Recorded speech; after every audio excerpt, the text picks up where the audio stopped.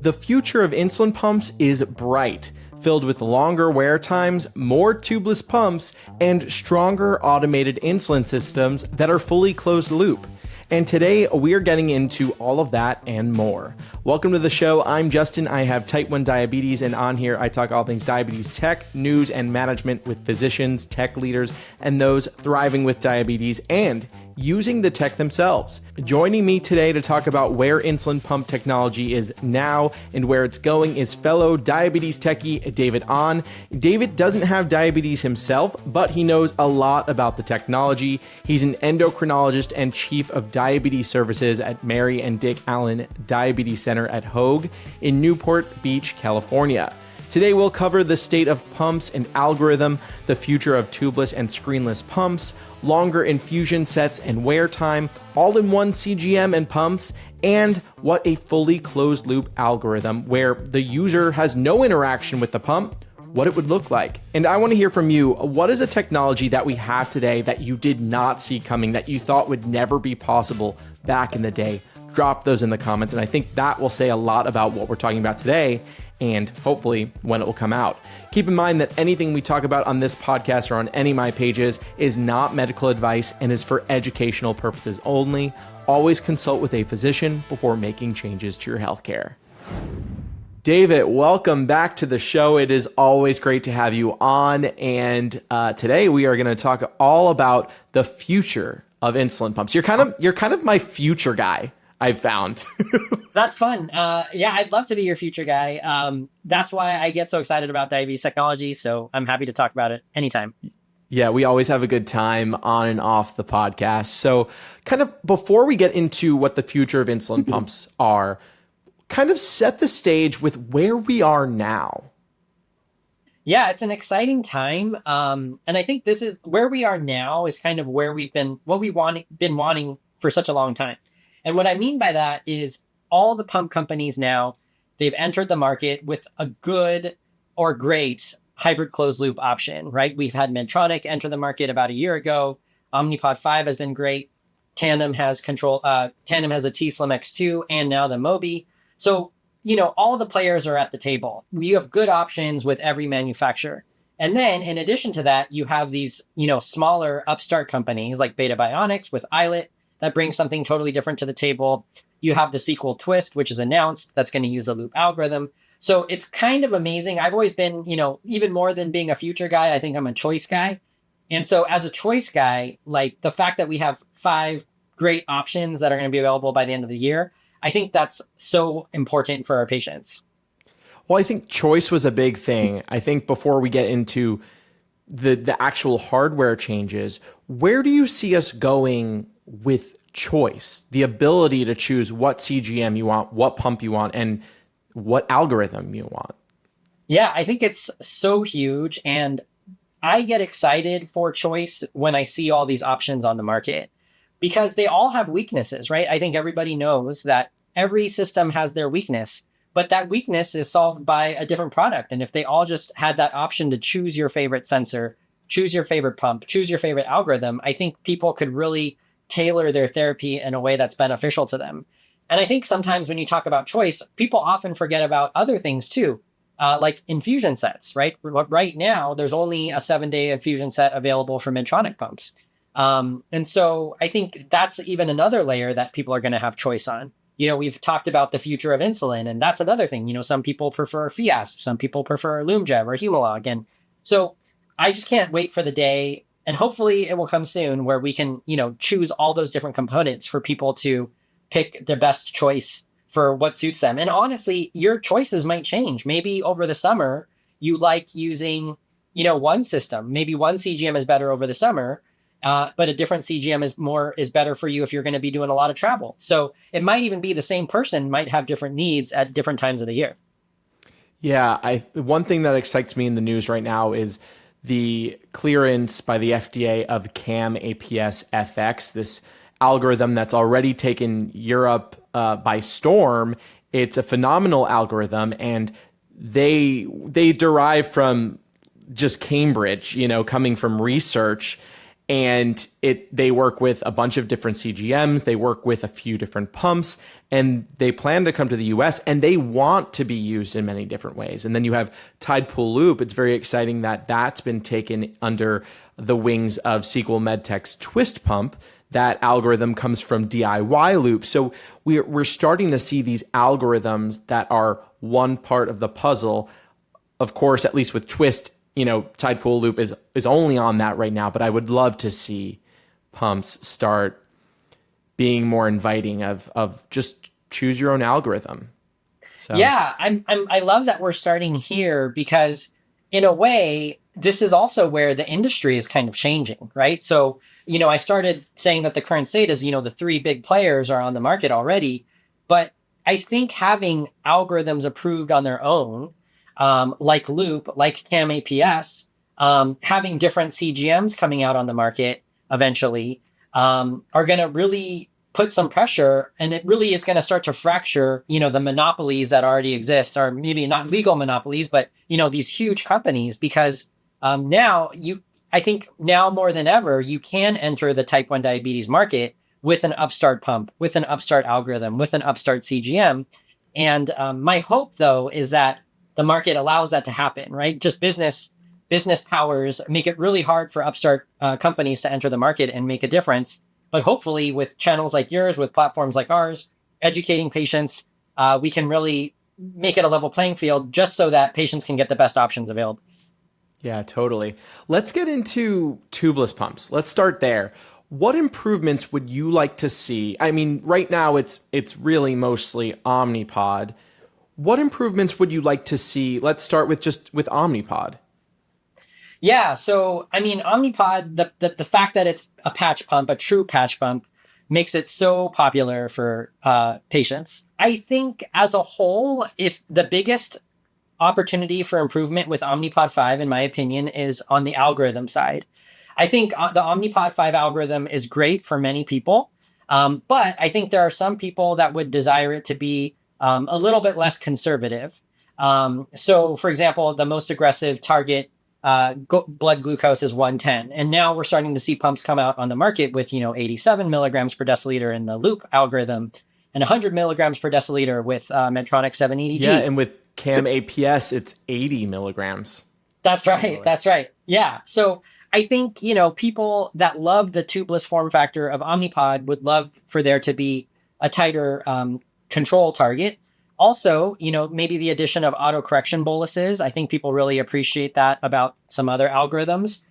So I really think Omnipod's biggest opportunity for improvement is going to be on the algorithm side. The form factor is hard to beat. It's really an awesome form factor. Yeah, fun fact, I'm getting on Omnipod 5 tomorrow for an experiment. I'm Nice. moving from IAPS Trio, the open Right. source app. So it'll be interesting. I'll be reporting more on that, and I'll let you know how that goes. So let's talk more about the physicality. And there are some more tubeless patch pumps in the works from big companies. We've got Sigi coming from Tandem. Medtronic says that they are working on one. That their deal with the EOFlow unfortunately fell through. And then Tandem also may be having a tubeless Mobi. Where do you think these devices or future tubeless pumps can build upon what we've gotten with Omnipod? Like what advancements or improvements could we see? Yeah, I think there is a lot, right? So obviously they each have their own algorithm, so I won't belabor that point. But I will say what's exciting is that even now, the Tandem Mobi, I think, is filling a gap for some of the people that like that more portable form factor. It's not completely tubeless, but as you can probably see from product photos, it is small enough to be worn on the body. So some people that really want that flexibility are finding the the Mobi to be really good. But to your point, we're not far off from what one of my friends who works at Tandem, she said that internally she calls it Toby, which I thought was really cute, but the tubeless Mobi. And basically, all it does is the same Mobi pump, but you change out the infusion set, and the infusion set doesn't have a tube, and it can go directly into the skin. So I think a tubeless Tandem option in the form of Toby or tubeless Mobi is actually not that far away. And then that's a bridge to their Sigi pump, which you mentioned, which is kind of a true design from the ground up to be a patchless pump, tubeless pump. But one thing that I think Sigi at least will hopefully add to the patchless pump option is more sustainability in terms of eco-friendly, packaging materials. Because the Sigi is going to be a reusable pump, whereas, I know some people kind of hate the disposal and waste generated by diabetes products. The Omnipod, one of the nice things about it is that it's disposable, but from an eco-friendly perspective, that obviously generates a lot of waste. So I do think some of these tubeless patch pump options are going to be reusable and refillable, which is much better for the ecology. Yeah, a few things with Sigi. So it is a rechargeable tubeless pump. Each user, from my research, would receive, two. So you have one charging, you can use the other. And then you would still need, though, an applicator, a disposable applicator to put on the pad. That's where you get, you're like, okay, great, it's reusable, but then there's an applicator which isn't reusable. The applicator does look like it theoretically could be pretty recyclable. It's pretty simple looking, but I don't know. And there's no word on that yet. I think one area where this pump will really help is, with Omnipod, you're throwing out 3 batteries with each pump. There are 3 small little batteries. Batteries are not good for the environment. I think from what I've heard, they're, Yeah, you don't have to have a graduate degree to suspect that it's not the best. Yeah. Exactly. I'm glad you shared that because I didn't really even think about that, but you're right. Even though these things are reusable and rechargeable, it doesn't necessarily mean that it's entirely waste-free.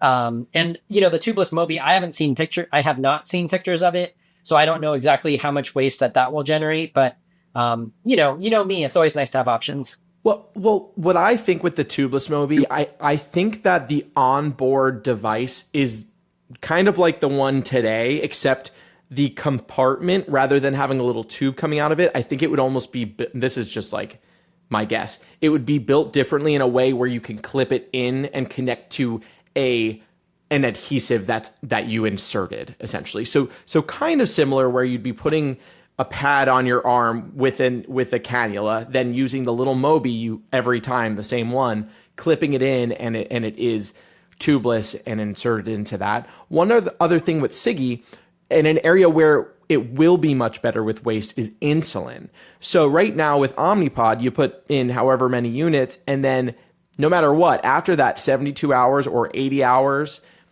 it's gone. You could have 50 units of insulin. And the nice thing with Sigi is it uses those cartridges that like Beta Bionics, iLet uses, or the InPen.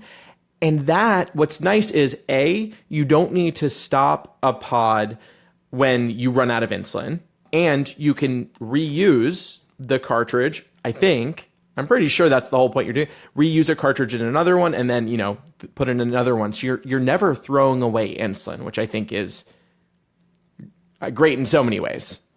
Oh yeah. Just today I was talking to a patient who was lamenting the fact that he has to waste insulin every time he changes his pump. And, but yeah. And of course you have people that are kind of off label sucking the insulin out of the pump and trying to draw it out. But, that has some concerns too. So yeah, I'm not quite sure. I'm not 100% sure, just like you, about whether or not you can transfer a cartridge in use from one pump to the other. But I'm excited for that option. That would be so cool. Support for the podcast comes from ZocDoc. ZocDoc is a free app and website where you can search and compare high-quality, in-network doctors, choose the right one for your needs, and click to instantly book an appointment. We're talking about in-network appointments with more than 100,000 healthcare providers across every specialty, from mental health to dental health, eye care, skin care, and much more. Plus, ZocDoc appointments happen fast, typically within just 24 to 72 hours of booking. You can even score same-day appointments. So stop putting off those doctor's appointments and go to ZocDoc.com/detective to find and instantly book a top-rated doctor today. That's ZocDoc.com/detective, ZocDoc.com/detective. Now, what about length, the length of the wear time? Yeah. So recently I had an episode, or I don't know if it's aired yet, but it's on the secure insulin patch, which is, I think I have it on my desk somewhere. Yeah. So this is the secure insulin patch. It's not a pump, but it kind of looks like one. It's very thin. This device, it kind of goes on your body just like an Omnipod, but it lasts up to 4 days. Or the FDA cleared it for up to 4 days. Apparently people are wearing it for longer because there's no mechanics to turn it off. Where do you think tubeless pumps can go in wear length? Like, why are we still at 3 days? Like, do you think the next Omnipod will last longer? That is a really good point, and you may know more than I do, because you're super well connected. But I have not heard much conversation personally about extending the length of these patch pumps. I think part of it, like you said, is a security. When they have the technological capability to clamp that down and enforce a wear period, which they can't do on the secure, I think the FDA will require them to kind of clamp down. Right? Everyone knows how annoying the Omnipod gets when the session has ended, and that's all for safety purposes. I have not seen that much discussion around lengthening. The other problem you have is, with the Omnipod, at least, where you have to change the pod every time you change it. You only have so many units in the reservoir, right? So you're kind of capped at that 200 unit reservoir. Now, if you have cartridges you can change out, then yes, maybe you can start talking about extending it. But I have personally not heard much discussion about extending the length of these patch pumps. Have you heard anything differently? Well, so from my research on Siggy, I've read that they're aiming for 4-day wear, which would be a huge hit on Omnipod, because that's 30% longer. And from my understanding, the only way, kind of like you said, the only way to extend the wear period for these would truly be to create a slightly larger reservoir that gets us to maybe 250 units or 300 units. And I feel like I've heard in the ether that is something Omnipod is working toward. Right. Yeah, I do know that, type 2 pumps in pumps are starting to get more and more steam in gaining steam and being used in people with type 2 diabetes. And people with type 2 diabetes often need much, much more insulin. Many of them are on 100 or 150 units of insulin a day. So in that sense, I could see that being a really strong incentive for these pump companies to have larger patch pumps. But granted, if you're making it hold 50% more insulin, then of course the size is going to be bigger too. So that's the trade-off that they have to factor in. Yeah, and I think that this will be an important area for people like Insulet, the producers of Omnipod, and even Tandem with their tubeless pumps. They're going to want to be able to combat companies like Medtronic, who now have a 7-day infusion set. I know Tandem is also working on a 7-day infusion set. Do you think we'll be seeing more extended infusion sets like that? Yeah, so I think extended wear infusion sets, it's kind of funny, right? Because, you and I, we get excited talking about algorithms, fancy CGMs, fancy pumps. But the weakest link, in my opinion, in the system right now is actually probably infusion sets, right? At least for tubed pumps, because you have to change it every 3 days. They kink, they fail early, they can be annoying, they leak. So I think that's actually the weakest link right now. So it's not sexy per se to talk about new infusion sets, but I think when you do hear about the advances that these extended wear infusion sets are bringing, it does get really exciting for patients. So for example, the Steady Set 7-day infusion set from Tandem it's really neat. So if you look at it under a microscope, it actually has 3 holes. So it doesn't just have the opening at the end. There's actually an opening at the end and then an opening before the end and on the other side, so that the insulin is actually being delivered out of 3 holes. So that means if one of them gets clogged, there's still a backup mechanism for the insulin to be released into the tissue. Also, it has, have you seen those like anti-kink garden hoses where it's like a coil in the middle, so it doesn't get caught, and so the flow stops. Same thing with the Steady Set infusion set, is that it actually has a reinforced coil in the tubing or sorry, in the infusion set so it doesn't kink. And they've done demonstrations where they try to tie a knot and actually create a kink in the infusion set, and they can't. It just kind of naturally gets undone because it has that reinforced coil inside. So it's really exciting that, they're coming up with these advances. And so what I was telling the Tandem people is I was like, you guys should just license this and sell it to everybody because, a really reliable 7-day infusion set is going to be helpful for everybody. But of course, all the companies have, their own interests in mind. Yeah. So I recently had a video come out showing off all like the future of insulin pumps, like specifically talking about each device. So if you all haven't watched that, go to my YouTube channel. I'll put the link in the show notes. But one of the devices I spoke about was Medtronic's 8 series pump. So there have been images. Have you seen the image of it? I have, yeah. Yeah, it looks like a vape pen. Like it legitimately looks like a vape pen. I'll put it on the screen for YouTubers watching. So it has no screen on it. It is meant to be controlled by a phone. What do you think Medtronic needs to do with this device to show that they are innovators, that they are in the game and they mean business? Yeah, that's a good question. I mean, in my mind, conceptually, I just clump it in with the Mobi, right? Which is essentially a screen. It's also a screenless pump that has tubing.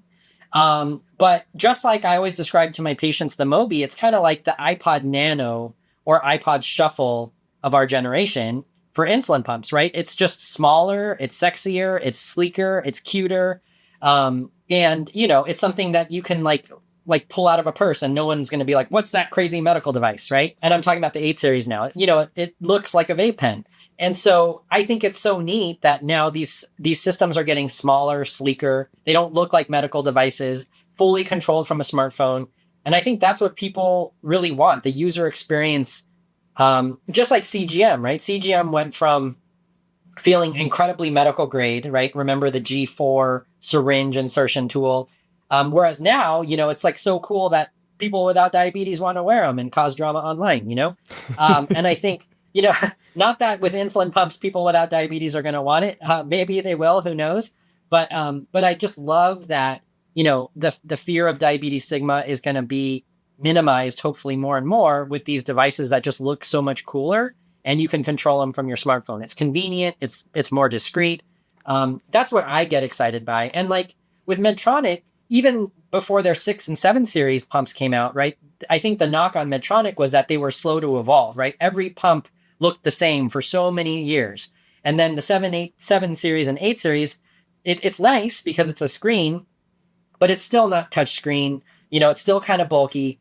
So I think, having this small vape pen form factor is really going to hopefully reset the discussion and kind of make their pump cool again. And so that's what we need. We want more cool, sleek options.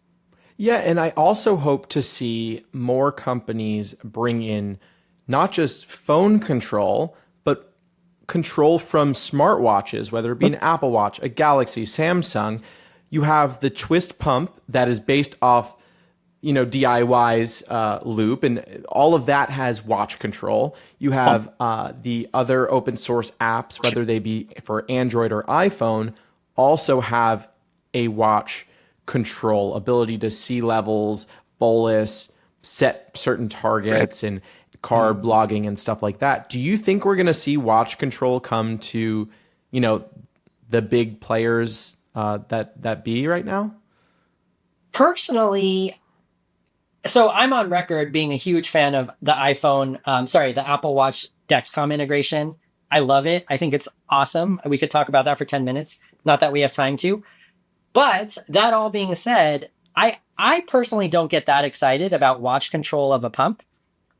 Remember, I don't live with diabetes, though, so that's always a huge caveat. Like, I don't know what your life is like and whether that makes things so much easier. But I don't do a lot of action from my phone. I do from my watch. I love it for notifications. I love it for seeing messages come in. But I don't often, do things and initiate things from my watch for other things in my daily life. I personally don't think it's that huge of a deal, but once again, let me tell you why I think it is. So, and why things have changed more recently. So currently, I'm sure Twist works like this, open source apps. when you're using the watch app, you do need to have your phone on you because it is talking to the phone. But direct to watch from Dexcom just came out. That allows your Dexcom to connect directly to your watch. Yeah, I love it so much. Yeah, and my hope, and it is possible, and we know that with Dexcom, pumps can be built to connect to another device, it being your watch, and you can leave your phone in your room, go out in the pool, and bolus from your watch, your waterproof watch. These are the little things that people with type 1 diabetes don't get to experience. The freedom of not being with your phone, and with companies like Medtronic bringing out and Mobi, these devices that don't have screens and rely on phone control. I think introducing an iPhone, an Apple Watch app or Android app could really benefit users.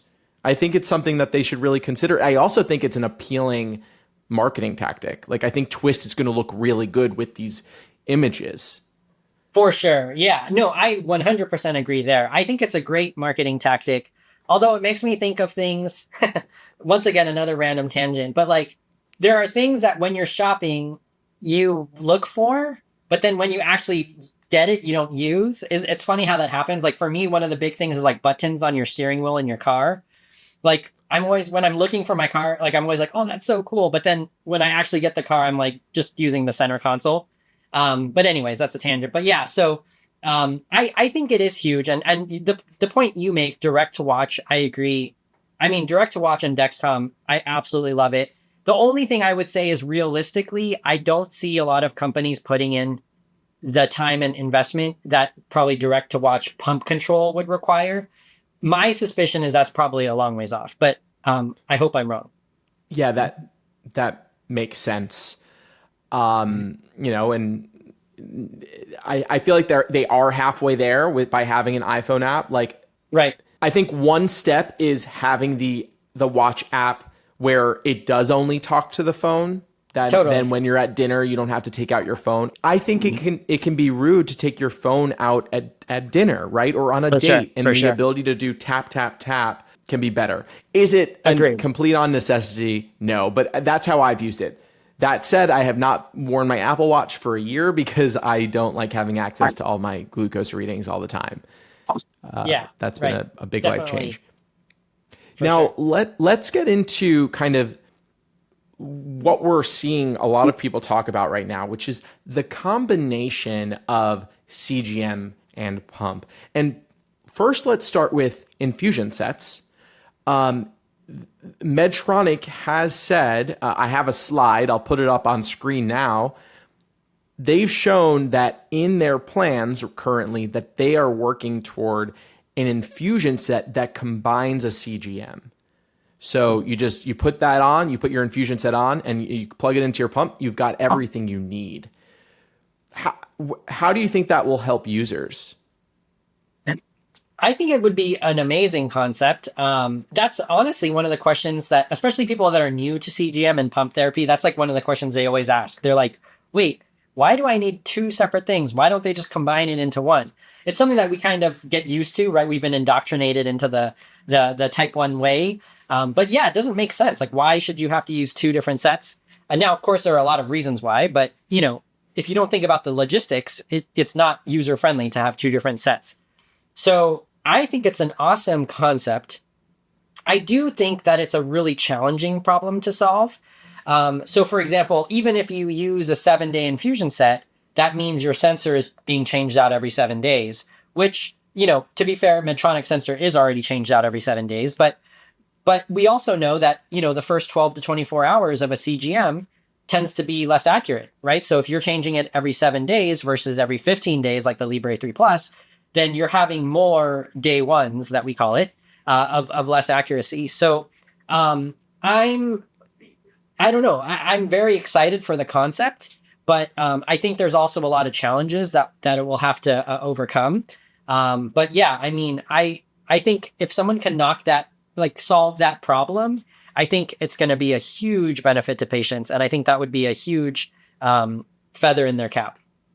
Yeah, and I'm not sure how far off. I think these are pretty far off ideas, and we have another product to talk about in this realm. But yeah, I don't think it's going to happen in the next 3 years. And while they are developing it, it's possible that CGM technology could change a lot while they're developing this dual component, because I've even seen reports, I'm going to speak more about this on the channel in general, but I've seen reports of a possible implantable CBGM, a continuous blood glucose monitor, which would be amazing because these are accurate. Like I don't even think there's a MARD. Like or there probably is, but it is testing your blood glucose from the blood. Whereas, CGMs of today are testing interstitial fluid. Who knows, hopefully that comes out sooner than, say, a dual component, Yeah, it's fantastic. I mean, so that company, I'm sure you know, so that company you're talking about is called GlucoTrack. And to the viewer, I'm not sure if you realize, so obviously sensors currently sample interstitial fluid. So there's a delay. It's not the actual blood that it's testing. But this company called GlucoTrack is trying to invent a implanted CGM or CBGM, as Justin called it, where it's actually literally sampling blood. And because you're actually sampling blood, the accuracy is incredibly high. Like the MARD is like sub 4%, sub 5%, which is, worlds better than a continuous glucose monitor. So yeah, I think, even with the Eversense 1 year option, I think that is a great option for CGM. So, I think the future is really bright, and I'm so excited that there's going to be, some out of the box thinking going on, whether it's a combined infusion set, CGM, whether it's an implantable BGM, there's just a lot of exciting options. Yeah, and so I mentioned infusion sets, but there are also products in the works that are saying, a CGM and pump are possible together. That is, there's NIA, NIIA, that have a concept model. They have a line of 3 pumps, but their ultimate third one that they would come out with, they say they've found that it is possible to do a CGM and pump in one. And I believe their device would last 7 days also. And then Medtronic also, in that same slide from earlier, they have this ultimate goal of an all-in-one tubeless device, and they would like to come out with a tubeless pump before that. I don't know, how far off do you think something like that could be? Oh man, as I've gotten more exposed to diabetes technology, I'm growing more and more jaded about how long everything takes to come to market. The example I always point to is Direct to Watch. I think was first announced in 2016, I want to say, maybe 2017 from Dexcom. Wow. And that didn't come out until 2024, right? So, I think it's quite a ways off. I would say at least 4 to 5 years. It would be my best guess, but you never know. You're only one press release away from being shocked, so I could be wrong. Today's episode is sponsored by T1D Exchange. You can directly make an impact on diabetes healthcare, treatments, and technology by participating in the T1D Exchange registry. It starts with a simple survey about your life with T1D, and it only takes about 15 minutes. After that, you'll have a personal portal with ongoing T1D study and survey opportunities. Plus, some of these studies even offer compensation. Signing up with the link in the show notes helps support my channel, and it allows me to continue putting out free content. You can sign up at t1dexchange.org/diabetic or click that link in today's show notes. An important factor to the future of insulin pumps is, of course, the future of algorithm. How far off do you think we are from an FDA-cleared fully closed loop system, a system that makes all of the decisions? You don't need to log carbs, you don't need to pre-bolus, all that jazz. It's a great question. I would answer that with a little bit of a nuanced answer, which is, in a way, we're not far from it already, right? Because something like the Medtronic 780G actually does pretty well, and they've presented data on this, that it does pretty well when people don't announce meals. And even the Tandem's Control IQ does decently well. in my clinical practice when for people that I call never bolusers, right? That don't bolus. Now it's not perfect and it's going to be nowhere near as good as if you are bolusing, but they do decently. I'm actually fairly upbeat about, algorithms that are smarter and smarter coming to market. So I would say realistically, I wouldn't be shocked if we have an algorithm that doesn't require meal announcements on label, maybe as early as 2 to 3 years from now, like 2 years. But like I said, even now, I think the pumps are getting pretty good at either not bolusing at all or just doing what's called a fixed bolus. Like if you just bolus, 4 units for every meal, I think some people can do really well with just doing very fixed dosing. Yeah, these algorithms already available have made it much easier for people who aren't as educated on carb counting, and they can at least get in range much longer with some simple information, and then work their way up. I think that the DIY community, the open source community, is always a great indicator of where things are going, right? They're always maybe 4-ish years, 2 to 4 years ahead of the game, because they're not held back by the FDA and they're just doing whatever they want. We saw watch control come with them. We saw automated insulin delivery come with them. And one area we're seeing these apps go in is they are fully closed loop for some people, not for everyone quite yet. People are doing it, but dynamic settings, more settings that are adjusting, not just your basal adjusting, but your insulin to carb ratio, your insulin sensitivity factor. What are we seeing from these open source apps that you think we will start to see come to FDA cleared systems? Yeah, I mean, you can probably talk a little bit better about IAPS and Trio than I can. I'm aware that many people using those systems don't have to bolus. And I'm aware that, there's so many more parameters available than kind of a standard insulin pump or standard loop setup is. And so, yeah, I think with really smart algorithms, they can detect meals pretty quickly. And so they can, give autoinfection boluses or make insulin delivery more aggressive in such a way that is safe. So I think, like I said, I know people that have great control that are on IAPS that don't bolus for meals, and I believe them fully. So I think that like you said, it's a proof of concept showing that it does work. Now we just need to do the safety studies to get the FDA to actually authorize it. Yeah, it's funny. I was just on vacation last weekend and I saw someone wearing a Dexcom G7, and I went over to him and I was like, "Hey, what's going on?" And we were at the pool, so that's how I saw that. And then I saw he was wearing Omnipod. I was like, "Okay, you're wearing those too. Are you open source?" He was like, "Yes." I was like, "Okay, are you DIY loop? Are you IAPS?" He's like, "No, I'm AAPS, Android APS." And I was like, "Oh, okay, we're going to get along well." And he told me, he said, "I use this system fully closed loop. I never bolus." He's like, "I only will pre-bolus for pizza or burgers. That is the only time that he interacts with the system, other than putting on, target ranges for workouts and whatever." And he showed me his statistics, and, in the last 30 days, it may have been like 80, but in the last 90 days, it was 68%, but still 68% time in range, barely touching it.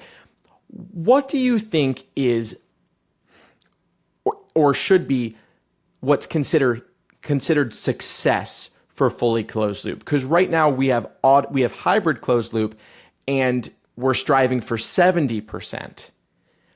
Is that the basis for fully also?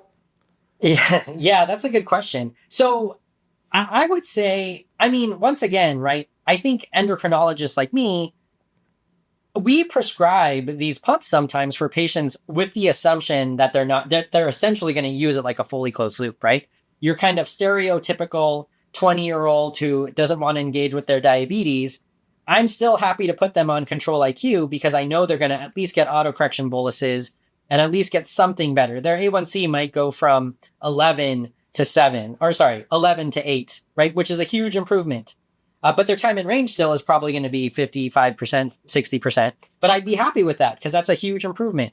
So to answer your question, I think, the investors and maybe FDA will still use that 70% cutoff because that's our treatment goal. That's the FDA recommended the ADA recommended treatment goal for time in range. But in reality, I think if these systems can show time in range greater than 65% or 70%, that would be amazing. But to your point, I think what's going to happen is that maybe these fully closed loop algorithms will start to touch 70 or high 60s, but then with bolusing and the hybrid closed loops might start to be in the 80s, right? So it's like, do you want to be fully closed loop with a time in range of 68%, or do you want to do meal announcements and have a time in range of 82%, right? Where you're just literally saying, I'm eating, no carb counting, nothing else. And so I think the whole curve is going to be shifted where, hybrid closed loop algorithms are going to get even better. And then fully closed loop algorithms are going to, start to approach that 70%. Do you think we're going to get to a point with pumps where users can't log things? They're not allowed to? Where you fully take away the keys, kind of? Yeah, I feel like that's already kind of happened between manual and automatic, right? Yeah, I mean, and that's the blessing and curse of iLet right now with Beta Bionics. So as an endocrinologist, some of the things the beauty of it is that they can't really do anything other than announce meals. But one of the challenges when they come back to my office is like, there's not a lot of levers, right? I can't go back in and change a parameter or really change a carb ratio or sensitivity factor. But I do think that those options will exist for a couple populations. One is, one of the challenges I'm noticing more and more is like the elderly patients. And the great news for some of these elderly patients is that, they're staying alive longer, their lifespan is greater because of medications and therapy. But it's so, my heart is torn because automated insulin delivery is like the best thing for them. But also sometimes they don't use it properly because their mental capacities start to fade, right? So I have a patient who was doing amazing on Control IQ for like 5 years. But now she's coming into my office with hypoglycemia because she's putting in her carb count in the insulin box. So she's giving herself, 20 units of insulin when she's trying to type in 20 grams of carbs. And I tell her every time. And so I kind of have to like literally take the keys away from her and be like, hey, like it's no longer safe for you to drive. So I could see something like that being really helpful in that patient population where it almost like doesn't allow you to drive, but it at least keeps you in a relatively safe place. Maybe also with kids or people that are just not fully engaged with their diabetes, I think those type of systems will help. But one of the challenges of iLet is that it's also shown that a lot of times people talk about wanting to be able to, disconnect and not fully engage with their diabetes. But when it actually comes down to like handing over the keys, I think a lot of people struggle with fully letting go, which I totally understand. But when I think of like elderly patients, I think that would be a great use case for a driverless system. Yeah. You mentioned earlier in our conversation about needing faster insulins. In fact, we had a whole episode about insulins. And unfortunately, that's not something you or I or these companies can control. The pharma companies need to come out with that, need to research that. But there are so many biometrics that we have available to us wearing our smartwatches. How do you think we could use these biometrics, and which biometrics could theoretically help strengthen an algorithm or inform an algorithm? Yeah, a couple of things come to mind. So one is period tracking, right? I think, one of the hot topics that's slowly coming up to the surface these days is, for menstrual cycles for women and insulin sensitivity. And so, if your Apple Watch is doing some sort of, temperature tracking and able to kind of know when your luteal phase is of your cycle, maybe there could be some modulation of sensitivity factors or making the algorithm more aggressive or something like that. So that's an opportunity. I think another opportunity is going to be exercise, right? We all become much more sensitive to insulin during exercise, or at least after exercise. So that might be an option. Another thing is going to be food, right? So I've talked several times about meal announcements. Medtronic, about 5 years ago, acquired a company called Klue, Klue, that has an algorithm that can be loaded up on an Apple Watch that will automatically detect when you're eating with pretty good accuracy. So imagine not even having to announce your meal because your Apple Watch is already announcing your meal automatically to your pump. So then it's kind of the best of both worlds, right? You don't have to intervene, but it's still announcing the meal to your pump, which is pretty cool. So I do think the addition of more and more sensors can be integrated into these algorithms to get smarter and smarter. And I really hope that happens. So I think the future is bright. Sweet. David, thank you so much for coming on the show. I am very excited to see where all of this goes. Hopefully it moves faster than we expect it to because I want it all. So thank you for coming on. Thanks for being my future guy. Of course. All right. Thanks. Bye. What do you think is the most exciting piece of technology we talked about today? Let us know in the comments on YouTube. Also, a quick update on my tech journey. I have been using the Omnipod 5 for 3 weeks now. I wanted to test out the system myself after using open source apps like DIY Loop and IAPS or Trio for the last 3 years. I also got access to the upcoming Omnipod 5 iPhone app. It is in limited market release. So I put out a video of my first week using Omnipod 5. That is on YouTube. I'll put the link in the video description. I also have a first impressions of the iPhone app going on YouTube this Friday. This is the beginning of a long journey of me trying out all of the systems, so stay tuned for a lot of content covering all of that. I'll also have a podcast episode getting into my Omnipod 5 journey. New episodes of the show come out on every Monday on YouTube and on podcast platforms, so be sure to follow where you prefer and give this video a rating if you enjoy it. I'm Justin, and I'll see you next week.